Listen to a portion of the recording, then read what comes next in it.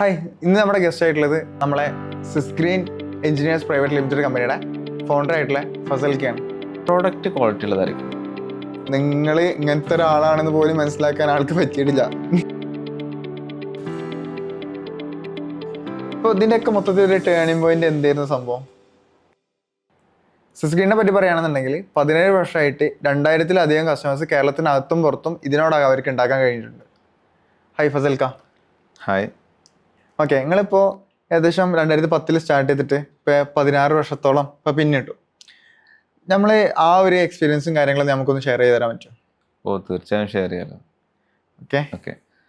നമ്മൾ 2010 സ്റ്റാർട്ട് ചെയ്യുമ്പോൾ 2007 engineering complete ചെയ്യണത്. എഞ്ചിനീയറിംഗ് കംപ്ലീറ്റ് ചെയ്തിട്ട് എവിടെ പഠിച്ചെവിടെയായിരുന്നു? അലമിൻ എഞ്ചിനീയറിംഗ് കോളേജിലായിരുന്നു. നമ്മൾ അവിടുത്തെ ഫസ്റ്റ് ബാച്ച് ആയിരുന്നു ഞങ്ങൾ. അത് കഴിഞ്ഞിട്ട് 2010 നമ്മൾ എന്ത് വെച്ചാൽ ബിസിനസ് നമ്മൾ എന്ത് ചെയ്യണത് ELV സൊല്യൂഷൻ വെച്ചിട്ട് നമ്മൾ സ്റ്റാർട്ട് ചെയ്യണത്. ഓക്കെ, എവിടെയായിരുന്നു നമ്മുടെ ബിസിനസ്? നമ്മൾ ഫസ്റ്റ് സ്റ്റാർട്ട് ചെയ്തത് എടപ്പാള് നടുവട്ടത്താണ് നമ്മൾ എന്ത് ചെയ്യണത് നമ്മൾ സ്റ്റാർട്ട് ചെയ്യണത്. അന്ന് സിസ്ഗ്രീൻ നല്ലായിരുന്നു പേര്. അന്ന് നിയോ സെക്യൂരിറ്റി സൊല്യൂഷൻസ് എന്ന് പറഞ്ഞാൽ നമ്മൾ സ്റ്റാർട്ട് ചെയ്യണത്. ഓക്കെ, നിങ്ങൾ ഒറ്റയ്ക്കായിരുന്നു അതോ? അല്ല, നമ്മൾ അതെന്ന് വെച്ചാൽ നമ്മുടെ കൂടെ പഠിച്ചിരുന്നവർ പാർട്ട്നേഴ്സ് ഉണ്ടായിരുന്നു.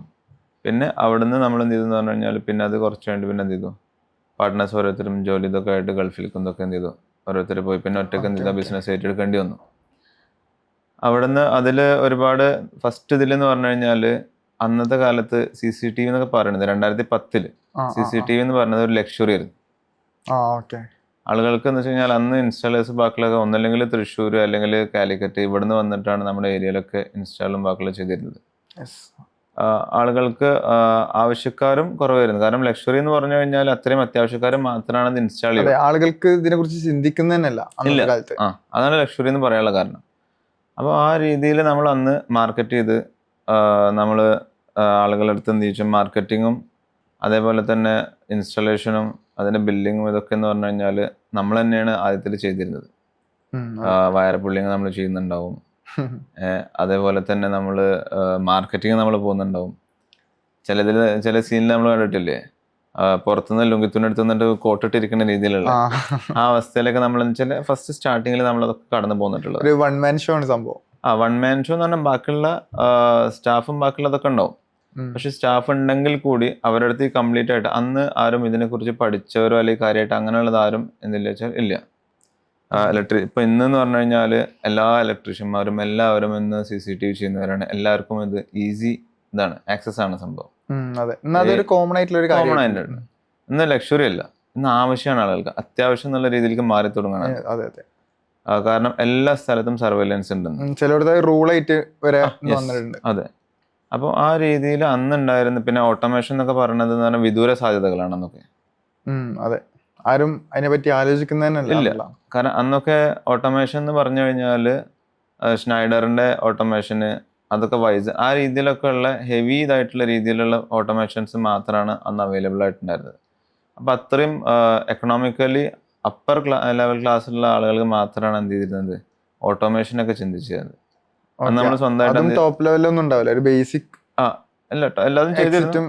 എൻട്രൻസ് ഓട്ടോമേഷനും കാര്യങ്ങളൊക്കെ ആയിട്ട് അതുണ്ടായിരുന്നു. അതുകൂടാതെ എന്ന് പറഞ്ഞു കഴിഞ്ഞാൽ കംപ്ലീറ്റ് ആയിട്ട് ഓട്ടോമേഷൻ വന്നിരുന്നു അന്ന് ഷ്നൈഡറിനൊക്കെ ആണ്. പക്ഷെ ഭയങ്കര കോസ്റ്റ് ആയിരുന്നു അത്. അതുകൊണ്ടാണ് അപ്പർ ലെവൽ ക്ലാസ് മാത്രമാണ് എന്ത് ചെയ്തിരുന്നത് അന്ന് ഇംപ്ലിമെന്റ് ചെയ്തിരുന്നത്. നമ്മുടെ ഒരു ഓർമ്മയിൽ എന്ന് പറഞ്ഞു കഴിഞ്ഞാൽ അങ്ങനെ ഒരു പ്രൊജക്ട് ചെയ്തിട്ടുള്ളത് അന്ന് 2013 തിരൂരുള്ളൊരു വീട്ടിൽ മാത്രമാണ്. കാരണം അത് ചെയ്യണമെങ്കിൽ CAT6 കേബിളൊക്കെ ഉപയോഗിച്ചിട്ടാണ് അന്ന് അത്രയും ഇത് ചെയ്തിരുന്നത്. പക്ഷെ അത് ഫെയിലിയർ ആയി കഴിഞ്ഞാൽ എന്ത് ചെയ്യണം വെച്ചാൽ അത്രയും വയറിങ്ങും ബാക്കിയുള്ളതൊക്കെ എന്ത് ചെയ്യണം മാറ്റാനതൊക്കെ അത്രയും എക്സ്പെൻസ് തിരിച്ച് അവർക്ക് ഉണ്ടായിരുന്നു. അപ്പോൾ ആ റിസ്ക് എടുക്കാൻ എന്തില്ല വെച്ചാൽ കസ്റ്റമേഴ്സ് എന്തെങ്കിലും എല്ലാവരും വില്ലിങ് ആവില്ല. അപ്പൊ അങ്ങനെ അതൊക്കെ ക്ലോസ് ചെയ്യുക അല്ലെങ്കിൽ അങ്ങനെ ഒരു രീതിയിൽ വരിക എന്നൊക്കെ പറഞ്ഞു കഴിഞ്ഞാൽ നല്ലൊരു ബുദ്ധിമുട്ടുള്ള സമയമായിരുന്നു. നമ്മൾ 2010 നമ്മൾ സ്റ്റാർട്ട് ചെയ്തു. ഏകദേശം 2012 ആകുമ്പോഴത്തേന് നമ്മൾ ഏകദേശം ഒരു 25 lakhന്റെ ബിസിനസ് ടേൺ ഓവർ എന്ത് ചെയ്തിരുന്നു അന്ന് നമ്മൾ ഉണ്ടായിരുന്നു. 2011-12 സമയത്താണ് ഫസ്റ്റത്തെ ഒരു വർക്ക് ക്ലോസ് ചെയ്യാൻ നിങ്ങൾ എങ്ങനെയാണ് സ്ട്രഗിൾ വന്നത്? ഫസ്റ്റത്തെ വർക്ക് ക്ലോസ് ചെയ്യാൻ എന്ന് പറഞ്ഞു കഴിഞ്ഞാൽ മെയിനായിട്ട് ഗൾഫിലുള്ള ആളുകളില്ലേ, ഗൾഫിലുള്ള ആളുകൾക്ക് അവിടെ CCTV ഇതെന്നൊക്കെ പറഞ്ഞു കഴിഞ്ഞാൽ പ്രത്യേകിച്ച് ഗൾഫ് രാജ്യങ്ങളിൽ ഇതൊരു അന്നും എന്താ വെച്ചാൽ സുലഭമായി കൊണ്ടിരിക്കുന്ന അവസ്ഥയാണ്. അപ്പോൾ അവരവിടെ കണ്ടിട്ടാണ് ഇവിടെ വീട്ടിലിത് ചെയ്യണം എന്നുള്ള രീതിയിലൊക്കെ വരുന്നുണ്ടാവുക. അപ്പോൾ അങ്ങനെ നടുവട്ടത്തെ ഒരു വർക്കാണ് ഫസ്റ്റ് നമുക്ക് എന്ത് ചെയ്യണമെന്ന് പറഞ്ഞു കഴിഞ്ഞാൽ നമുക്ക് ഫസ്റ്റ് എന്ത് ചെയ്യണത് ക്ലോസ് ചെയ്ത് കിട്ടണത്. ഓക്കെ. അപ്പൊ ആ project ആണ് ഡിജിറ്റൽ മാർക്കറ്റിംഗോ അങ്ങനെ ഓപ്ഷൻസ് ഒന്നുമില്ല? ഒന്നുമില്ല. ട്രഡീഷണൽ മാർക്കറ്റിംഗ് മാത്രം, പിന്നെ പബ്ലിസിറ്റിയും കാര്യങ്ങളൊക്കെ ഉള്ളു. Yes. അത് നമ്മളോട് ബന്ധപ്പെട്ട ആളുകൾ എന്ന് വെച്ചാൽ അതങ്ങനെ അവർ തുടങ്ങിയിട്ടുണ്ട് കേട്ടോ. അപ്പൊ അങ്ങനെ അത് വന്നപ്പോഴാണ് നമ്മളെ സപ്പോർട്ട് ചെയ്യണമെന്ന് ആഗ്രഹിക്കുന്ന, നമ്മുടെ വളർച്ച ആഗ്രഹിക്കുന്ന ആളുകൾ അന്നും നമുക്ക് എന്ത് ചെയ്തിരുന്നു, സപ്പോർട്ട് ചെയ്തിരുന്നു. അപ്പോൾ ആ രീതിയിലാണ് ആ വർക്ക് നമുക്ക് ക്ലോസ് ആയി കിട്ടുന്നത്, നമ്മൾ ചെയ്യണത്. അത് നല്ല രീതിയിൽ ചെയ്തു കൊടുക്കാൻ പറ്റി. പിന്നെ അതിൻ്റെ ശേഷം നമ്മൾ ചങ്ങരംകുളത്താണ് എന്ത് ചെയ്യണമെന്ന് വെച്ചാൽ നമ്മൾ എന്ത് ചെയ്യണത്, ഒരു മുഹമ്മദ് ഒട്ടിക്ക എന്ന് പറഞ്ഞിട്ടുള്ള ആളുടെ വീട്ടിൽ എന്ത് ചെയ്യണത്, അതും ഇതേപോലെ അവർ ഗൾഫിൽ ബിസിനസ്സും കാര്യങ്ങളൊക്കെ ആയിട്ടുള്ള ആളുകളാണ്. അവരെ വീട്ടിൽ കംപ്ലീറ്റ് ആയിട്ട് നമ്മൾ എന്ത് ചെയ്യണത്, CCTV നമ്മൾ ചെയ്തു കൊടുക്കുന്നത്. അവിടുന്ന് പിന്നെ ആ ബന്ധപ്പെട്ടും ഉണ്ട് കേട്ടോ. ആ കസ്റ്റമർ എന്നും എന്ത് വെച്ചാൽ നമ്മുടെ കൂടുതൽ 16 വർഷം മുന്നുള്ള ഇപ്പോഴും നമ്മളെ വിളിക്കാറുണ്ട്. സർവീസ് നമ്മളാണ് കൊടുക്കുന്നത്. റെഫറൽസ് കാര്യങ്ങൾ. അതെ, അവരുടെ ഗൾഫിൽ ഒരുപാട് വർക്കുകൾ നമുക്ക് എന്ത് ചെയ്തിട്ടുണ്ട്, കിട്ടിയിട്ടുണ്ട്. പിന്നെ അവിടെ നിന്ന് അങ്ങനെ 2012, 13 അപ്പം അങ്ങനെ ഒരു വളർച്ച നമുക്ക് എന്ത് വെച്ചാൽ ഗ്രോത്ത് നമുക്ക് എന്ത് ചെയ്തു, കിട്ടി തുടങ്ങി. പക്ഷെ അതിൻ്റെ ഇടയിൽ എഞ്ചിനീയറിംഗ് കഴിഞ്ഞിട്ട് നമ്മുടെ കൂടെ ഉണ്ടായിരുന്ന ഒരു എന്ന് പറഞ്ഞു കഴിഞ്ഞാൽ നമുക്ക് സ്ട്രഗ്ലിംഗ് സ്റ്റേജാണ് ഉള്ളത്. ആ സ്ട്രഗ്ലിംഗ് സ്റ്റേജിൽ നമുക്ക് സാലറി എടുക്കാനോ ബാക്കിയുള്ളതോ പറ്റാത്തൊരവസ്ഥയിലൊക്കെ നമ്മൾ പോയിക്കൊണ്ടിരുന്നത്. കാരണം നമ്മുടെ എക്സ്പെൻസ് മീറ്റ് ചെയ്യണം, അങ്ങനെയുള്ളതൊക്കെ ആയിട്ട്. എത്ര വർഷം ആയ സമയത്തായിരുന്നു? വെച്ചാൽ 2 വർഷം തുടക്കത്തിലാണ്. കാരണം ഒരു ബ്രേക്ക് ഇവനിക്ക് ഒരു ബിസിനസ് എത്തണമെന്നുണ്ടെങ്കിൽ എന്തായാലും ഒരു 3 വർഷത്തിൻ്റെ അപ്പുറം കടന്നു കഴിഞ്ഞാൽ മാത്രമേ നമുക്ക് വരും. അത് വിസ്റ്റാൻഡിന് എല്ലാവരെ കൊണ്ടും പറ്റിയില്ല. അപ്പോൾ അതിൽ പലരും പിന്നെ ജോലി തേടിയിട്ട് എന്ത് ചെയ്തു വെച്ചാൽ പുറത്തു പോയും അങ്ങനെയുള്ള അവസ്ഥകളൊക്കെ ഉണ്ടായി. അപ്പോൾ പിന്നെ ബിസിനസ് മൊത്തമായിട്ട് നമ്മൾ ഏറ്റെടുത്തു. നമ്മൾ ഏറ്റെടുത്തു. പിന്നെ ആദ്യം എന്ന് പറഞ്ഞു കഴിഞ്ഞാൽ നമ്മൾ സർവീസ് ഇതൊക്കെ സെറ്റാക്കി തുടങ്ങി. നമ്മൾ സ്റ്റാഫിനെ ഡിപ്ലോയ് ചെയ്തു. പിന്നെ 2014 മുതൽ 2013, 2014 ഒരുപാട് പേര് എന്ത് ചെയ്തു പറഞ്ഞു കഴിഞ്ഞാൽ മാർക്കറ്റിൽ എന്ത് ചെയ്തു, ഇതേപോലെ CCTV ഇതൊക്കെ ആയിട്ട് വരൽ തുടങ്ങി. പതുക്കെ വരൽ തുടങ്ങി. പക്ഷേ ഒരു കോമ്പറ്റീഷൻ എന്ന് പറഞ്ഞാൽ ഹെൽത്തി കോമ്പറ്റീഷൻ അല്ലാതെ മാറി തുടങ്ങി. CCTVയുടെ അത് ഹെൽത്തി കോമ്പറ്റീഷൻ അല്ലാതെ ചെറിയ, കാരണം ഇതിനൊക്കെ ആഫ്റ്റർ സർവീസ് വരും. ഇലക്ട്രോണിക് ഡിവൈസസ് ആണ് നമ്മൾ കൊടുക്കുന്നത്. അപ്പോൾ എന്തായാലും ആഫ്റ്റർ സർവീസ് ഇതിനൊക്കെ വരും. ആ ആഫ്റ്റർ സർവീസിൻ്റെ കാൽക്കുലേഷൻസോ ബാക്കിയുള്ളതോ നോക്കാതെ നമുക്ക് എന്ത് ചെയ്തിരുന്നു എന്ന് പറഞ്ഞു കഴിഞ്ഞാൽ അവരെന്ത് ചെയ്യും, ഒരുപാട് റേറ്റ് താത്തിയിട്ട് അല്ലെങ്കിൽ അങ്ങനെ അതൊന്നും കാൽക്കുലേറ്റ് ചെയ്യാതെ വർക്കുകൾ എടുക്കും. അതിപ്പോ ഒരു കമ്പനി ആവുന്ന സമയത്ത് ഇപ്പൊ നമ്മൾ കമ്പനിക്ക് ഉണ്ടാവും ഒരു വിഷൻ, മിഷൻ ഒക്കെ വേണം. അതൊന്നും ഇല്ലാത്തവർ, കാരണം നമുക്ക് ഒരു എയിം ഉണ്ട്, നമ്മുടെ കമ്പനി എവിടെ എത്തണം അല്ലെങ്കിൽ എവിടെ നമുക്ക് പ്ലേസ് ചെയ്യണം, നമ്മുടെ കമ്പനി എന്തായിരിക്കണം എന്നുള്ളതൊരു ഫ്യൂച്ചർ ഇതിനെ കുറിച്ചിട്ട് നമ്മൾ കണ്ടുകൊണ്ടാണ് നമ്മൾ എന്ത് ചെയ്യുന്നത്. ഓരോ ബിസിനസ്സും നമ്മുടെ ഒരു ഡ്രീമാണ്. കാരണം നമ്മളെ ആയിട്ട് പഠിച്ചു, നമ്മളായിട്ട്, കാരണം നമ്മുടെ പാരൻസ് നമ്മളെ പഠിപ്പിച്ചു ഒരുപാട്. ഇപ്പം ഞാൻ ഈ ബിസിനസ് തുടങ്ങാൻ ഫസ്റ്റ് എനിക്ക് ഇതിൻ്റെ മൂലധനം തരുന്നത് എൻ്റെ ഉപ്പയാണ്. ഫസ്റ്റ് ഇതിന് വേണ്ട മൂലധനം എനിക്ക് തരുന്നത് ഉപ്പയാണ്. അത് ഞാൻ ഉപ്പാട് ചോദിച്ചത് തന്നെയാണ് കേട്ടോ. ഉപ്പാട് ചോദിച്ച് ഉപ്പ തന്നു. അതിൻ്റെ ഉദ്ഘാടനം ബാക്കിയുള്ളതൊക്കെ അദ്ദേഹത്തിൻ്റെ സമ്മതത്തോടു കൂടി തന്നെയാണ് എന്ത് വെച്ചതൊക്കെ ചെയ്ത് നമ്മൾ തുടങ്ങിയത്. അതിൻ്റെ ആ ഒരു കുടുംബത്തിൻ്റെ സപ്പോർട്ടും ആശീർവാദവും പ്രാർത്ഥനയൊക്കെ നമ്മുടെ കൂടെ എന്നും ഉണ്ട് നമുക്ക്. അതുകൊണ്ടാണ് ഇന്ന് ഈ നിലയിൽ നമുക്ക് എന്ത് ചെയ്യാൻ പറ്റുന്നത്, ഇവിടെ ഇരിക്കാനും നമുക്ക് സംസാരിക്കാനും പറ്റുന്നതെന്ന് വിശ്വസിക്കുന്നു. സുലൈമാൻ ഹാജി. ആള് ഗൾഫിൽ നമ്മൾ ചെറുപ്പം മുതലേ എന്ന് വെച്ചാൽ അദ്ദേഹത്തിന്റെ ബിസിനസ് കണ്ട് വളർന്നുകൊണ്ടാണ് നമുക്ക് ബിസിനസ്സിനോട് ഇത്രയും നമ്മുടെ ബ്ലഡിൽ നമുക്ക് എന്തുള്ളത്. കാരണം ഈ പറഞ്ഞ സമയത്തൊക്കെ എന്ന് പറഞ്ഞാൽ ബാക്കിയുള്ളവർ പോയി ജോലി അന്വേഷിച്ചെന്നൊക്കെ പറഞ്ഞല്ലോ, നമ്മളും സ്ട്രഗിൾ അനുഭവിക്കുന്ന സമയമാണ്. ആ സ്ട്രഗിൾ അനുഭവിക്കുമ്പോൾ അതിൽ പിടിച്ചു നിൽക്കാൻ നമ്മൾ പ്രാപ്തരാക്കിയത് ഈ ഒരു ഇതാണ്. കാരണം എന്ന് പറഞ്ഞു കഴിഞ്ഞാൽ ഒരു ബിസിനസ്സും എന്താന്ന് പറഞ്ഞാൽ തുടങ്ങുമ്പോഴത്തേന് നമുക്ക് എന്ത് വെച്ചാൽ പ്രോഫിറ്റിലേക്ക് നമുക്ക് എത്തിക്കാൻ പറ്റില്ല. അതിൻ്റെ ഒരു ബ്രേക്ക് ഇവൻ കഴിഞ്ഞു. പിന്നെ ഒന്ന് താഴെ വെച്ചാൽ ഫസ്റ്റ് ഒന്ന് നമ്മൾ തുടങ്ങിക്കഴിഞ്ഞാൽ എന്ത് ചെയ്യും, ഒരു ബൂം ഉണ്ടാവും നമുക്ക്. അപ്പോൾ നമ്മളുടെ അടുത്ത് ഫണ്ട് ഇതൊക്കെ ഉണ്ടാവും. അത് കഴിഞ്ഞാൽ ഒരു സെറ്റ് ബാക്ക് ഉണ്ടാവും. ആ സെറ്റ് ബാക്ക് നമ്മൾ എങ്ങനെ കവർ ചെയ്യുന്നു എന്നുള്ളിടത്താണ് നമ്മുടെ സക്സസ് എടുക്കുന്നത്. ആ സെറ്റ് ബാക്ക് വരുമ്പോൾ നമ്മൾ അതിട്ടിട്ട് ഓടിക്കഴിഞ്ഞാൽ എന്ത് ചെയ്യും, അതോടുകൂടിയിട്ട് ആ ബിസിനസ്സും ബാക്കിയുള്ളതൊക്കെ ബിസിനസ് എന്നുള്ള സ്വപ്നം എന്ത് ചെയ്യും, അവസാനിക്കാൻ. സാക്രിഫൈസ് ആണ് തീർച്ചയായിട്ടും, അതിൽ സംശയമൊന്നുമില്ല. കാരണം എന്താ പറയുക, നമ്മൾ എത്രത്തോളം ആ സ്ട്രഗിളിനെ, കാരണം ഒരു കാര്യമുണ്ട്, നമുക്ക് അങ്ങനെ ആ ഒരു ഫോൾട്ട് അല്ലെങ്കിൽ നമുക്ക് തന്നെ അടി കിട്ടിക്കഴിഞ്ഞാൽ വീണ്ടും ആ അടി കിട്ടാൻ വേണ്ടി നമ്മളവിടെ നിന്ന് കൊടുക്കരുത്. അതിന് പഠിച്ചേക്കണം. ആ ലെസൺസ് ലേൺഡ് എപ്പോഴും നമ്മൾ എന്ത് വെച്ചാൽ നമ്മുടെ ജീവിതത്തിൽ പകർത്തണം നിർബന്ധമായിട്ട്. മിസ്റ്റേക്സ് റിപ്പീറ്റ് ചെയ്യരുത്. അവിടെയാണ് നമ്മുടെ സക്സസ് ഉള്ളത്. അപ്പോൾ നമ്മൾ എന്ത് ചെയ്തു, കണ്ടിന്യൂസ് ആയിട്ട് നമ്മൾ എന്ത് ചെയ്തു, അത് കറക്റ്റായിട്ട് നമ്മൾ എങ്ങനെ ഇതാവണം. കാരണം നമ്മൾ ആ ഒരു എഞ്ചിനീയറിംഗ് ബാക്ക്ഗ്രൗണ്ട് ഉള്ളത് കൊണ്ട് തന്നെ നമുക്ക് എന്ത് ചെയ്തു എന്ന് പറഞ്ഞു കഴിഞ്ഞാൽ അടുത്തൊരു സെക്ടർ കൂടി നമ്മൾ എന്ത് ചെയ്തു ഇതിൽ ആഡ് ചെയ്തു. ഇപ്പൊ നമ്മൾ ELV മാത്രമാണ് നമ്മൾ എന്ത് ചെയ്യുന്നത് ഫസ്റ്റ് ചെയ്തത്. ഓക്കെ, നമ്മളെ ELV ആ സർവീസിൽ എന്തൊക്കെയായിരുന്നു വന്നുകൊണ്ടിരിക്കുന്നത്? ELVയിൽ നമ്മൾ മെയിൻ ആയിട്ട് ചെയ്തിരുന്നത് പറഞ്ഞു കഴിഞ്ഞാൽ CCTV ആണ് ഫസ്റ്റ് ഉണ്ടായിരുന്നത്. പിന്നെ ആക്സസ് കൺട്രോൾ ചെയ്തിരുന്നു. ഓക്കെ, അറ്റൻഡൻസ് മാർക്ക് ചെയ്യുക അങ്ങനത്തെ വേണ്ടിയിട്ടൊക്കെ ഫസ്റ്റ് യൂസ് ചെയ്തിരുന്നത്. പിന്നെ ഓട്ടോമേഷൻ്റെ ഗേറ്റ് ഓട്ടോമേഷനും ഷട്ടർ ഓട്ടോമേഷൻ ഇങ്ങനെയുള്ളതാണ് ഫസ്റ്റ് നമ്മൾ ചെയ്തിരുന്നത്. ഇത് മാത്രമാണ് കാര്യമായിട്ട് നമ്മൾ എന്ത് ചെയ്തിരുന്നത് ഫസ്റ്റ് ചെയ്തിരുന്നത്. പിന്നെ ലൈറ്റിംഗ് ഓട്ടോമേഷൻ ആണ് ചെറുതായിട്ടൊക്കെ നമ്മൾ ചെയ്തത്.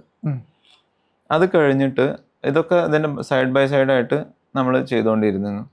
നമ്മൾ അന്നും ചെയ്യുമ്പോൾ നമ്മളൊരു കാര്യം നമ്മൾ ഉറപ്പുവരുത്തിയിരുന്നു, ചെയ്യുന്ന വർക്കിൽ പ്രോഡക്റ്റ് ക്വാളിറ്റി ഉള്ളതായിരിക്കണം.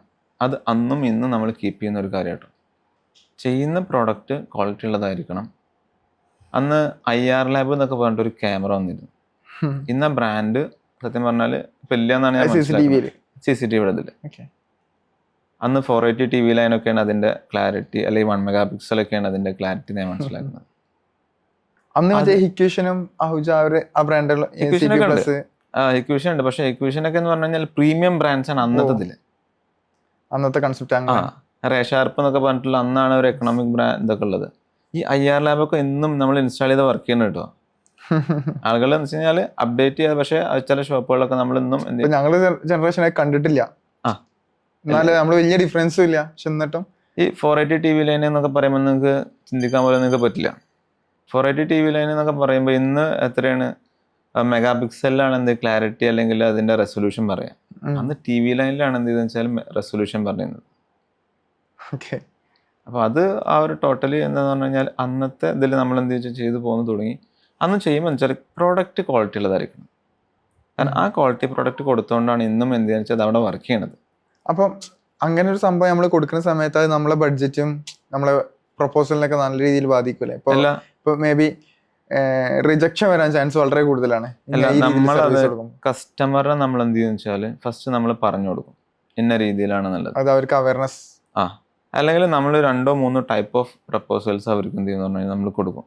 എക്കണോമിക്കൽ ഇന്ന രീതിയിൽ അങ്ങനെയാണ് ഈ ഒരു പ്രോബ്ലത്തിന് നിങ്ങൾ ഓവർകം ചെയ്യണം. ഓവർകം വന്ന് ചെയ്തതൊക്കെ അതിൽ ഓരോരുത്തർക്ക് അവർക്ക് ചൂസ് ചെയ്യാം.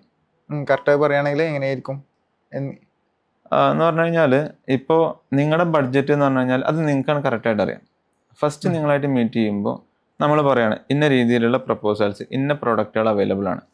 കറക്റ്റ് നിങ്ങളുടെ സൊല്യൂഷൻ എന്താണ്, നിങ്ങളുടെ പെയിൻ പോയിന്റ് എവിടെയാണോ അത് നമ്മൾ മനസ്സിലാക്കിയിട്ടാണ് ബാക്കിയുള്ളത് എന്ത് ചെയ്യുക നിങ്ങൾക്ക് പ്രപ്പോസ് ചെയ്യാം. അതാണല്ലോ നമ്മുടെ ഡ്യൂട്ടി. നിങ്ങളുടെ പെയിൻ എന്താണ് നമ്മൾ മനസ്സിലാക്കി കഴിഞ്ഞാൽ അതിനുള്ള സൊല്യൂഷൻ സജസ്റ്റ് ചെയ്യുന്നത് നമ്മളാണ്. ഞാൻ കുറേ എൻ്റെ അടുത്ത് നിങ്ങളുടെ അടുത്ത് പറയുകയാണെന്ത് ഇന്ന പ്രൊഡക്റ്റുകൾ ഒരുപാട് പ്രൊഡക്റ്റ് അവൈലബിൾ ആണ്, അതിന് ഇത്ര ലക്ഷങ്ങൾ വരും എന്നതൊക്കെ പറയാണ്. നിങ്ങൾ ചിലപ്പോൾ കേട്ടിരുന്നെന്ന് വരാം, നിങ്ങളത് കേട്ടിരുന്നെന്ന് വരാം. പക്ഷേ നിങ്ങളുടെ ബഡ്ജറ്റ് ഓൾറെഡി നിങ്ങൾ ഫിക്സ് ചെയ്തിട്ടുണ്ടാവും. എനിക്ക് എന്തേ പറ്റുള്ളൂ 50,000 വരെ പറ്റുള്ളൂ. ഞാൻ 1 lakh പറഞ്ഞതൊക്കെ കേട്ടിട്ടുണ്ടാവും. ചിലപ്പോൾ ഒരു ½ an hour നിങ്ങളുടെ അടുത്ത് ഇരുന്നിട്ട് ഞാൻ ഈ ലെക്ചറൊക്കെ തന്നിട്ടുണ്ടാവും. നിങ്ങൾക്ക് ½ an hour കഴിഞ്ഞിട്ട് നിങ്ങൾ പറയാണ് അതൊന്നും എനിക്ക് പറ്റില്ല, എനിക്ക് ഇത്രേ ബഡ്ജറ്റുള്ളൂ എന്ന് പറഞ്ഞു കഴിഞ്ഞാൽ ഞാൻ അത്ര നേരം പറഞ്ഞ ആ എനർജി ഒക്കെ എന്താ വെച്ച് കഴിഞ്ഞാൽ സത്യം പറഞ്ഞാൽ ആ ടൈം വേസ്റ്റ് ചെയ്തു ഞാൻ അവിടെ. അപ്പോൾ ഒരു ഫസ്റ്റ് മീറ്റിൽ തന്നെ ഫസ്റ്റത്തെ ഒരു 3 minute കൊണ്ട് അല്ലേ നമ്മൾ അവരുടെ നീഡ്സ് എന്താന്ന് മനസ്സിലാക്കാം. ബാക്കിയുള്ള എല്ലാ കാര്യങ്ങളും ഈസി ആയിരിക്കും. കറക്റ്റ് എന്താണോ അപ്പുറത്തിരിക്കുന്ന ആളുടെ റിക്വയർമെന്റ് എന്നുള്ളത്, അവരെന്താണ് പെയിൻ അനുഭവിക്കുന്നത്, അതിന് എംപതറ്റിക്കൽ സൊല്യൂഷൻ നമ്മൾ കൊടുത്തു കഴിഞ്ഞാൽ അവർക്ക് എന്ത് ചെയ്യാൻ പറ്റും, അവർ നമ്മളായിട്ട് കറക്റ്റായിട്ട് അലൈൻഡ് ആവും. അലൈൻഡ് ആയി കഴിഞ്ഞാൽ ഓട്ടോമാറ്റിക്കലി ആ കൊടുക്കുന്ന സൊല്യൂഷൻ അവർ സാറ്റിസ്ഫൈഡ് ആയിരിക്കും. നമ്മൾ പറയുന്നുണ്ട് സാറ്റിസ്ഫൈഡ് കസ്റ്റമർ അല്ലെ ഹാപ്പി കസ്റ്റമർ എന്നൊക്കെ ഇല്ലേ? എപ്പോഴാണ് കസ്റ്റമർ ഹാപ്പി ആവുന്നത് നമ്മൾ ചിന്തിച്ചിട്ടില്ല ഉണ്ടോ? നമ്മൾ എന്താ ഇപ്പോൾ സംഭവിക്കുന്നത് വെച്ച് കഴിഞ്ഞാൽ പ്രൊപ്പോസലോട് പോകും, എന്നിട്ട് നമ്മളെ പ്രോഡക്റ്റിനെ കുറിച്ചും ഭയങ്കര രീതിയിൽ അവരെ കൺവിൻസ് ചെയ്യാൻ ട്രൈ ചെയ്യാം.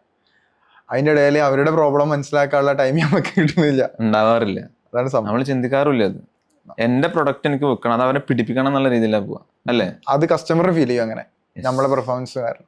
അത് നെഗറ്റീവ് ആയിട്ടാണ് വരിക. ചില ക്ലോസിങ് ഭയങ്കര ഡിഫിക്കൽട്ട് ആയിരിക്കും. അതെ, നമ്മൾ കുറേ ആളെടുത്ത് പോകുമ്പോൾ നമുക്ക് എന്ത് ചെയ്യും ഇതാവും. ഇതൊക്കെ നമ്മൾ അനുഭവിച്ചതാണ് ഫസ്റ്റിൽ. കാരണം നമ്മളടുത്ത് പ്രൊഡക്റ്റുകൾ ഇങ്ങനെ ഉണ്ടാവും നമ്മളടുത്ത്. ഇത് പോയിട്ട് നമ്മൾ എന്ത് ചോദിച്ചാൽ ആദ്യം നമ്മൾ എന്ത് ചെയ്യും, ഇതുണ്ട്, ഇത് നല്ലതാണ്, ബാക്കിയുള്ളതാണ്. ഒരു കച്ചവടക്കാരനും അയാളുടെ പ്രൊഡക്റ്റിനെ കുറിച്ച് മോശമാണെന്നുള്ളത് പറയില്ല. Yes. പക്ഷേ ആ പ്രോഡക്റ്റ് അപ്പുറത്ത് വാങ്ങുന്ന ആൾക്ക് കൂടി, കാരണം അയാൾ സ്പെൻഡ് ചെയ്യുന്നുണ്ട്, ഉം, ഉം. അയാൾ അത്രയും ഹാർഡ് ഏൺഡ് മണിയാണ് അയാൾ എന്ത് ചെയ്യുന്നത് വെച്ചാൽ അയാൾ ഒരു ആവശ്യത്തിന് വേണ്ടിയിട്ട് എന്ത് ചെയ്യണത്, അയാൾ സ്പെൻഡ് ചെയ്യണത് അല്ലേ. അതിനയാൾ സ്പെൻഡ് ചെയ്യുന്ന ആൾക്ക് വെർത്തായിരിക്കണം. Yes. വെർത്തല്ലെങ്കിൽ ആ പ്രോഡക്റ്റ് ചിലപ്പോൾ അയാൾ നമ്മുടെ മറ്റേ ഈ കൺവിൻസിങ് കൊണ്ടോ നമ്മുടെ മാർക്കറ്റിംഗ് നമ്മുടെ വാചാലത കൊണ്ടോ അവരെന്ത് വെച്ചാൽ ചിലപ്പോൾ പർച്ചേസ് ചെയ്തെന്ന് വരാം.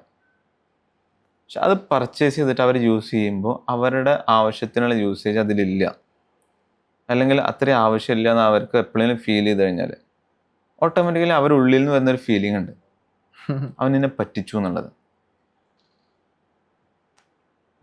ഓട്ടോമാറ്റിക്കലി നമ്മളെ കാണുമ്പോൾ ആ പഹയനെ പറ്റിച്ചേട്ടുന്ന അല്ലേ, ഒരു നെഗറ്റീവ് ഫീലാണ് നമ്മളെ കുറിച്ചിട്ട് അവർക്ക് ഉണ്ടാവുക. അതെ. നമ്മൾ മനസ്സിലാക്കുന്ന, ഞാനൊക്കെ മനസ്സിലാക്കുന്ന ഒരു കാര്യം എന്ന് പറഞ്ഞാൽ, ഒരു ബിസിനസ് എന്ന് പറഞ്ഞാൽ ഒരു റിലേഷൻഷിപ്പ് തുടങ്ങുകയാണ്, അവസാനിക്കല്ല. കാരണം ഒരാളായിട്ട് നമ്മളൊരു ഡീല് സ്റ്റാർട്ട് ചെയ്ത് കഴിഞ്ഞാൽ ഫസ്റ്റ് നമ്മൾ എന്ത് ചെയ്യണം, അവരുമായിട്ട് ബന്ധങ്ങൾ സ്റ്റാർട്ട് ചെയ്യണം. നാളെ എവിടുന്ന് കണ്ടാലും അയാൾ എന്ത് ചെയ്യണം, വന്നിട്ട് ഫസ്റ്റിലെന്ന് പറഞ്ഞിട്ട് കൈ തരണം, അല്ലെങ്കിൽ നമുക്ക് അങ്ങോട്ട് പോയി കൈ കൊടുക്കാൻ പറ്റണം. പക്ഷെ എന്നാലും ഇപ്പം എത്ര ഒരു ഇലക്ട്രോണിക്സിൻ്റെ സാധനങ്ങളാണ്, നമുക്കിതിന് കാര്യങ്ങളൊന്നും നമുക്ക് ഇപ്പം നമ്മൾ അത്രയും നല്ല സംഭവം സർവീസ് അവിടെ കൊടുത്തിട്ടുണ്ടാവാം, എന്നാലും നമുക്ക് പണി കിട്ടും.